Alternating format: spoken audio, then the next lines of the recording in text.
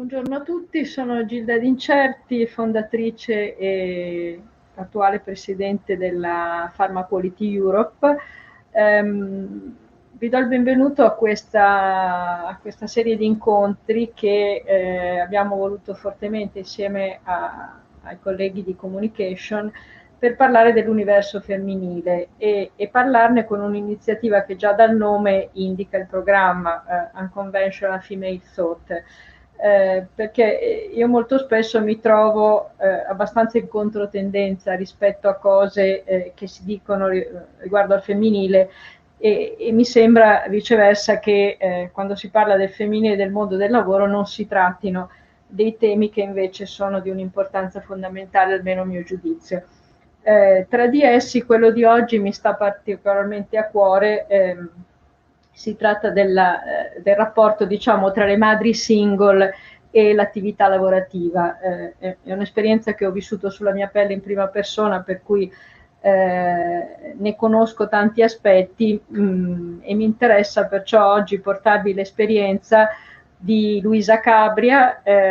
collega e amica in PQE. Luisa ha una laurea in fisica, ha lavorato molti anni nel mondo dei medical device, coprendo posizioni di responsabilità. Si è unita a PQE più di 10 anni fa per la prima volta, poi ha avuto un percorso che l'ha portata a fare altre esperienze, poi è ritornata da noi. Bene Luisa, allora cominciamo a parlare di questa esperienza di mamma single e manager che appunto ti ha accompagnato per molti anni. Grazie a tutti. Sono trovata, come anticipava Gilda, all'improvviso mamma single di una ragazza nel pieno dell'adolescenza, con tutti i problemi dell'adolescenza e soprattutto anche in un momento di crisi importante dovuto all'abbandono da parte del padre che mia figlia non aveva vissuto nel modo più sereno possibile. Quindi mi sono trovata in difficoltà a conciliare le preoccupazioni familiari e le responsabilità del lavoro e mi sono vista costretta a fare una scelta che ovviamente mi ha portato a lasciare la PQE per un periodo. Questa scelta non è stata dettata neanche tanto dalle difficoltà logistiche nell'organizzare la casa e svolgere un lavoro che mi portava anche a un periodo di trasferta, quindi mi teneva anche lontana da casa, ma soprattutto è stata determinata dalla consapevolezza che le preoccupazioni familiari mi portavano a non avere sul lavoro quella concentrazione, quella attenzione ai problemi del lavoro che la mia posizione in quel momento richiedeva. Quindi ho deciso di lasciare il lavoro in PQE e di cercare una situazione lavorativa più stabile, più sedentaria, vicina a casa e soprattutto mi lasciasse anche dal punto di vista mentale più tempo e più spazio da dedicare alle preoccupazioni familiari. Ho fatto questo comunicandolo in tutta trasparenza in azienda e comunicando quelle che erano le vere ragioni della mia decisione di lasciare l'azienda e impegnandomi in un certo senso a tornare quando sarebbe stato il momento giusto. Quindi io fin da subito ho cercato di mantenere aperta questa possibilità, comunicando questa intenzione. Poi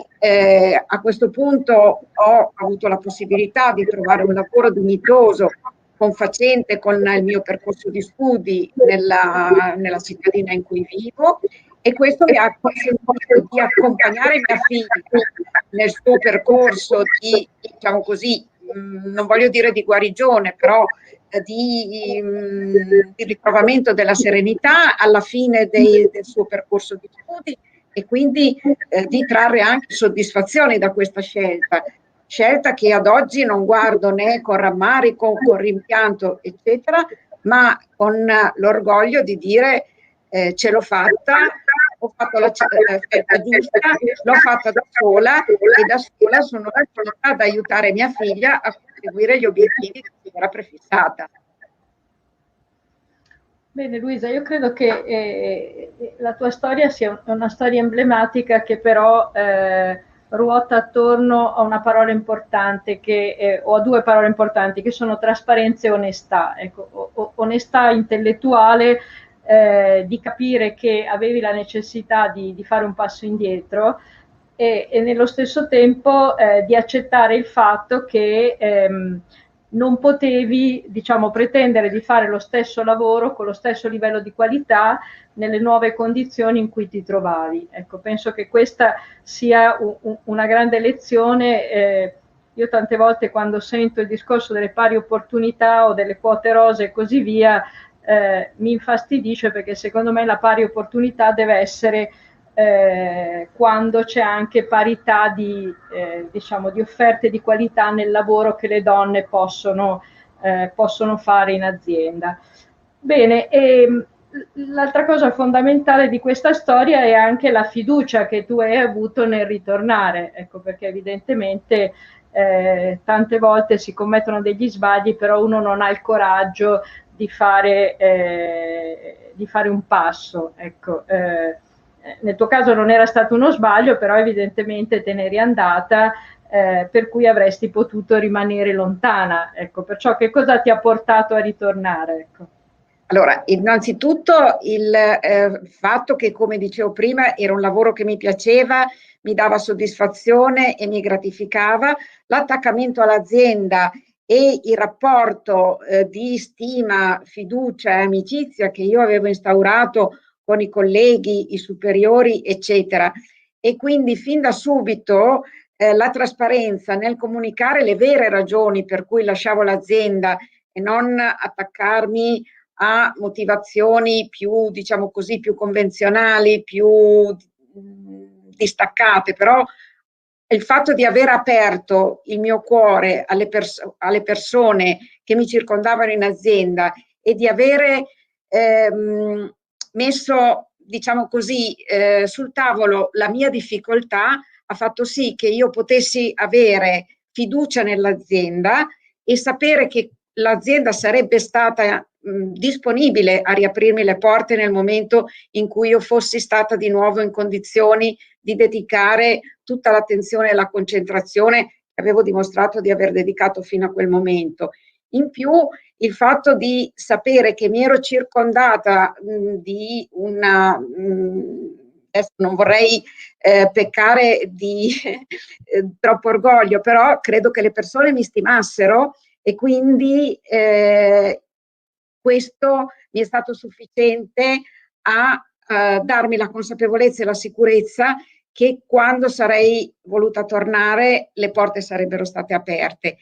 E questo dal mio punto di vista valeva molto di più di un pezzo di carta con un contratto firmato, qualcosa di scritto, per sapere che potevo comunque io fidarmi dell'azienda come l'azienda si era fidata di me fino a quel momento.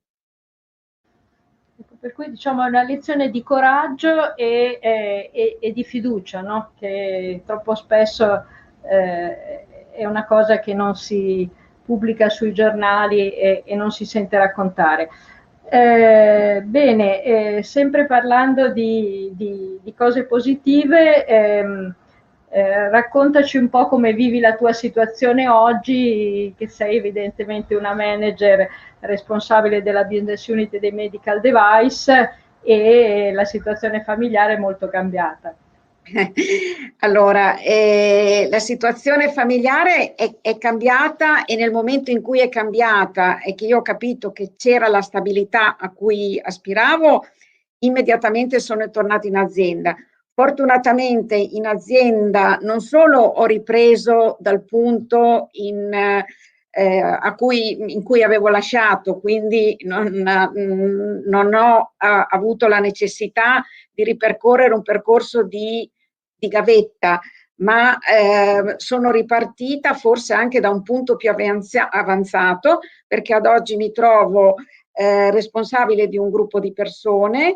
La posizione è sicuramente una posizione di maggiore responsabilità rispetto a quella che ricoprivo prima, che necessita di attenzione e concentrazione che ad oggi posso dedicare alla mia situazione lavorativa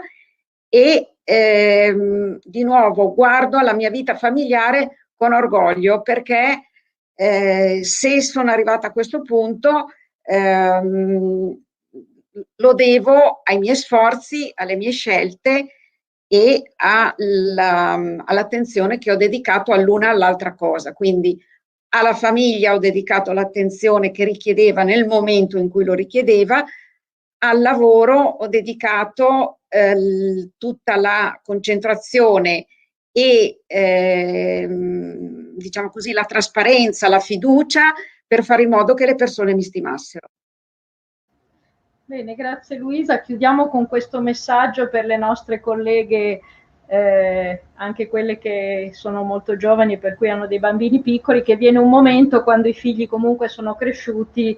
che è un grande momento, ecco, anche se si è più diversamente giovani, effettivamente si raggiunge un livello di serenità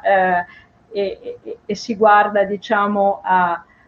al fatto di essere riusciti a conciliare, diciamo, la famiglia e il lavoro, soprattutto se si era una madre single, con molto orgoglio e molta soddisfazione. Bene, grazie e arrivederci alla prossima puntata.